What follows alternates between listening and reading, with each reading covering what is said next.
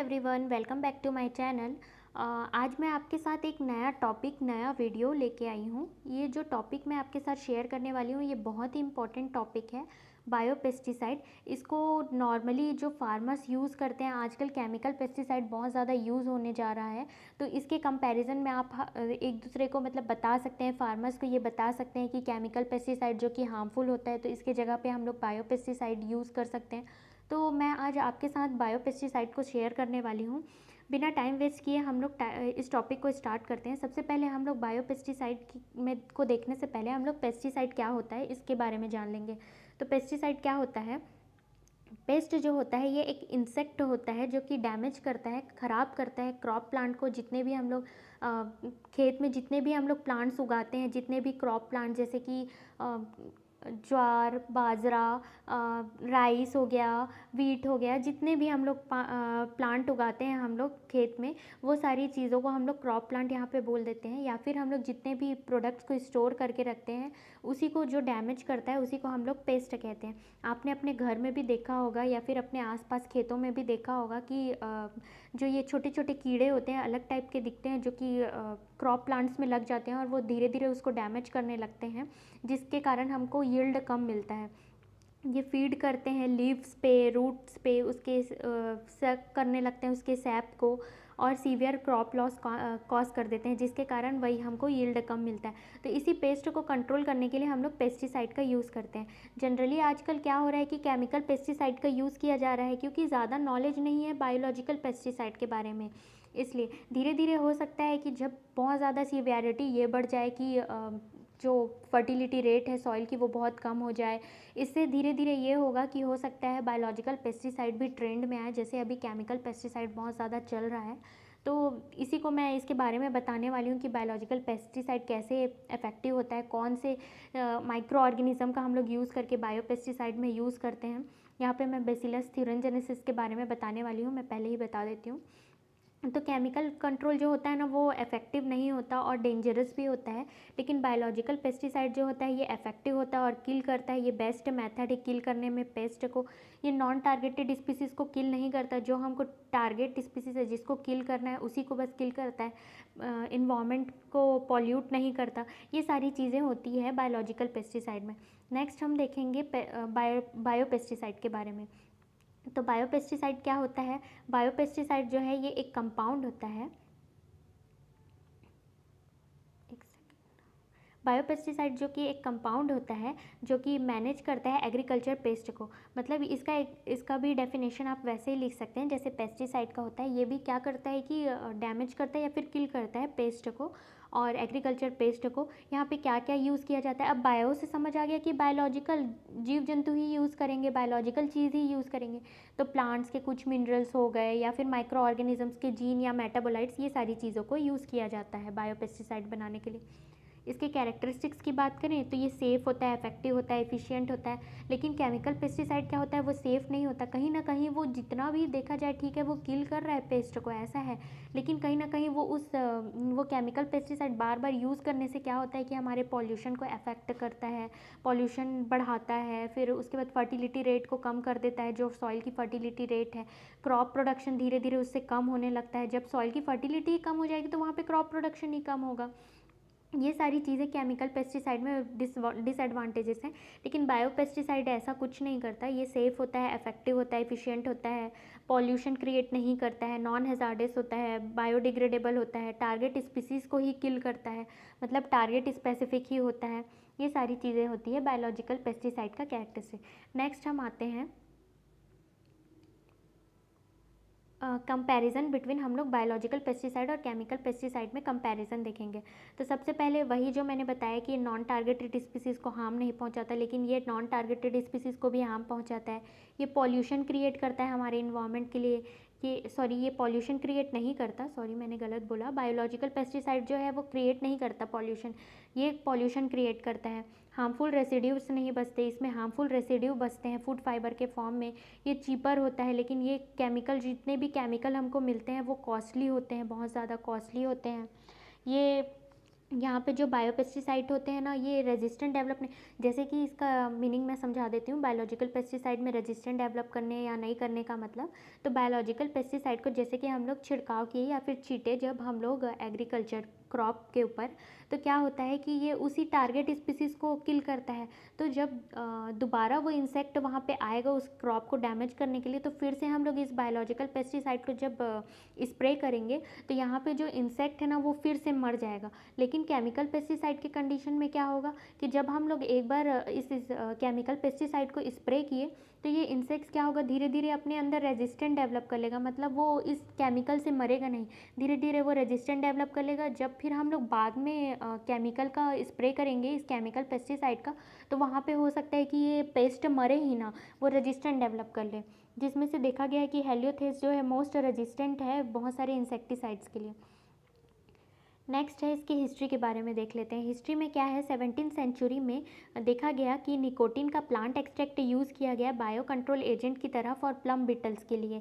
20th centuries में number of studies किए गए, नंबर ऑफ एक्सपेरिमेंट किए गए बायो कंट्रोल को डेवलप करने के लिए, जिसमें से फर्स्ट और मोस्ट एक्सेप्टेड बायो कंट्रोल जो है वो स्पोर्स ऑफ बैक्टीरिया बेसिलस थ्यूरेनजेनेसिस है। बीटी का यूज़ किया गया, उसके स्पोर्स का यूज़ किया गया। जैपनीज़ बायोलॉजिस्ट ने सीजटेन इशिवाटा ने आइसोलेट किया बीटी को कहाँ से, सिल्क वॉर्म से, डिजीज्ड सिल्क वॉर्म से, जो सिल्क वॉर्म जो डिजीज्ड था उससे बीटी को आइसोलेट किया। बीटीज़ को क्या बोल रहे हैं यहाँ पे, बीटी को बेसिलस थ्यूरेनजेनेसिस। 1911 में जो बीटी पैथोजन है उसको क्लासीफाइड किया गया वेरियस टाइप ऑफ स्पीसीज़ में। और इसके बारे में थोड़ा क्लासिफिकेशन हिस्ट्री देख लेते हैं। तो ये जो बायोलॉजिकल पेस्टिसाइड है या फिर जो ये बेसिलस थ्यूरेनजेनेसिस है, इसको मोस्ट वाइडली यूज़ किया जा रहा है आजकल इंडिया में। ये सारे पैकेट्स के फॉर्म में, इस टाइप के पैकेट्स के फॉर्म में ये बायोलॉजिकल पेस्टिसाइड जो है ये मिलता है। नेक्स्ट हम आते हैं classification, type of bio pesticide. Biological pesticide, ये बायोकेमिकल पेस्टिसाइड और प्लांट इनकॉर्पोरेट प्रोटेक्टेंट्स, ये इस टाइप में डिफरेंस किया गया है, डिफ्रेंशिएट किया गया है 3 टाइप में। ये फर्स्ट टाइप है, ये दूसरा टाइप है, ये थर्ड टाइप है। फर्स्ट बायोकेमिकल पेस्टिसाइड्स है, माइक्रोबियल बायो पेस्टिसाइड्स है और प्लांट इनकॉर्पोरेटेड प्रोटेक्टेंट्स है। इसमें प्लांट इनकॉर्पोरेटेड में क्या करते हैं, प्लांट का ही जीन्स लेके, ये सारी चीज़ें लेके फिर प्लांट में ही उसको अटैच करा देते हैं, ऐड करा देते हैं, इससे बायोपेस्टिसाइड बनाया जाता है। माइक्रोबियल बायोपेस्टिसाइड माइक्रो ऑर्गेनिजम्स का यूज़ करते हैं। बायोकेमिकल्स में ऐसे कुछ जैसे यहाँ पे फिरोमोन्स, ये सारी चीज़ों का यूज़ किया जाता है। और बायोकेमिकल पेस्टिसाइड्स का यूज़ किया जाता है जो कि नॉन टॉक्सिक होता है। नेक्स्ट हम इसके बारे में थोड़ा लिखा हुआ है, जैसे मैंने बताया कि ये नॉन टॉक्सिक होता है, जो बायोकेमिकल पेस्टिसाइड होता है ये नॉन टॉक्सिक होता है और ये नेचुरली ऑकरिंग सब्सटेंस होता है। प्लांट इनकॉर्पोरेटेड प्रोटेक्टेंट, जैसे कि ये प्लांट से ही प्रोड्यूस होता है, उसके जेनेटिक मटेरियल से फिर उसको ऐड कर दिया जाता है, मैंने बताया। ये माइक्रो ऑर्गेनिज्म से बनाया जाता है, ये भी मैंने बता दिया।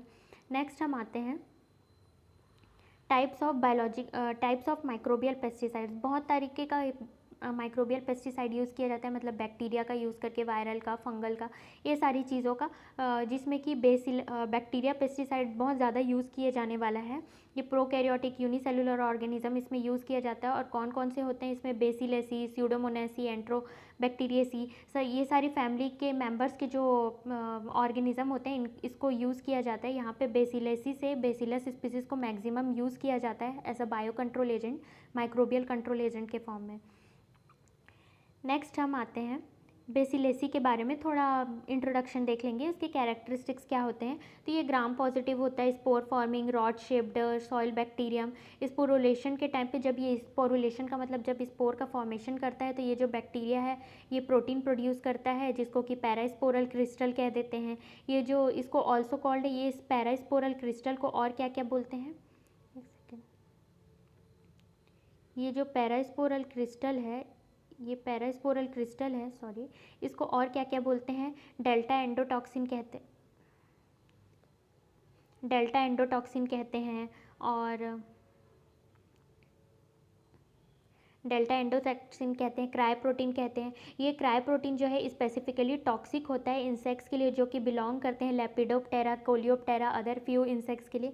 अब इसका मोड ऑफ एक्शन देखेंगे कि ये कैसे वर्क करता है, कैसे मैंने बोला था कि बीटी कैसे वर्क करता है, इसके बारे में बताऊंगी कि कैसे ये ऐसे बायो कंट्रोल एजेंट की तरह वर्क करता है। तो सबसे पहले क्या होता है कि बीटी सेल को हम लोग स्प्रे करते हैं लीव्स के ऊपर, हम लोग इसको स्प्रे मारते हैं। फिर जो इंसेक्ट है, जो पेस्ट है यहाँ पे, वो उसको आके खाएगा। उस लीव्स को जब ये फीड करेगा, जब उसको वहाँ पे डैमेज करना स्टार्ट करता है, तो लीव्स को जाहिर सी बात है डैमेज कैसे करेगा, जब वो लीव्स को धीरे धीरे खाने लगेगा। तो लीव्स को जब खाता है तो वो जो बीटी सेल जो स्प्रे किए हैं हम लोग, वो उसके अंदर चला जाता है। ठीक है, उसके अंदर जाने के बाद क्या होता है कि वो उसके गट में जाके एक्टिव हो जाता है, और क्योंकि उसको वहाँ पे स्पेसिफिक पीएच मिल जाता है इसलिए। नेक्स्ट हम देखेंगे कि ये जो पैरास्पोरल क्रिस्टल मैंने बताया था, ये प्रोटीन जो है, ये जो प्रोटीन है ये क्या होता है कि उसके गट में जाके एक्टिव हो जाता है, और ये पैरास्पोरल क्रिस्टल जो है वो कन्वर्ट हो जाता है प्रोटॉक्सिन में। प्रोटॉक्सिन में कन्वर्ट होने के बाद ये कन्वर्ट हो जाता है अपने एक्टिव फॉर्म में, जिसको कि सॉल्युबलाइज्ड प्रोटीन भी कहते हैं। वो कहाँ पे कन्वर्ट होता है? Inner lining of the mid gut में। ये कौन सा पार्ट है? डाइजेस्टिव सिस्टम का पार्ट है, जहाँ पे इसको एल्केलाइन कंडीशन मिलता है। इस इंसेक्ट को एल्केलाइन कंडीशन मिलता है। इंसेक्ट क्या बोल रही हूँ यहाँ पे? बेसिलस थ्यूरेनजेनेसिस। इसको एल्केलाइन कंडीशन मिलता है, जिसके कारण क्या होता है कि इसका जो प्रोटीन होता है वो डिसॉल्व हो जाता है, और प्रोटीज एंजाइम की मदद से ये रिलीज़ हो जाता है इसके मिड गट में।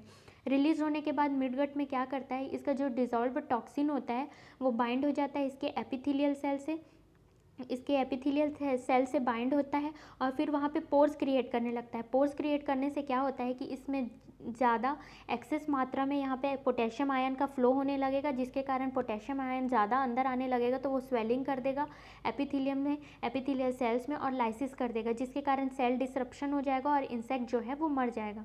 इस तरीके से इसको डायग्रामेटिक फॉर्म में भी समझाया गया है। हो सके तो आप इसका स्क्रीनशॉट ले सकते हैं, इसका डायग्राम बना सकते हैं। ये मैंने एक फ्लो चार्ट के फॉर्म में भी बता दिया है। ये हो गया, यहाँ तक मैं आज डिस्कस करने वाली हूँ। नेक्स्ट इसका जो आगे टॉपिक जो है बेसिलस सीरस स्यूडोमोनास, ये सब मैं आगे आपके साथ शेयर करूँगी।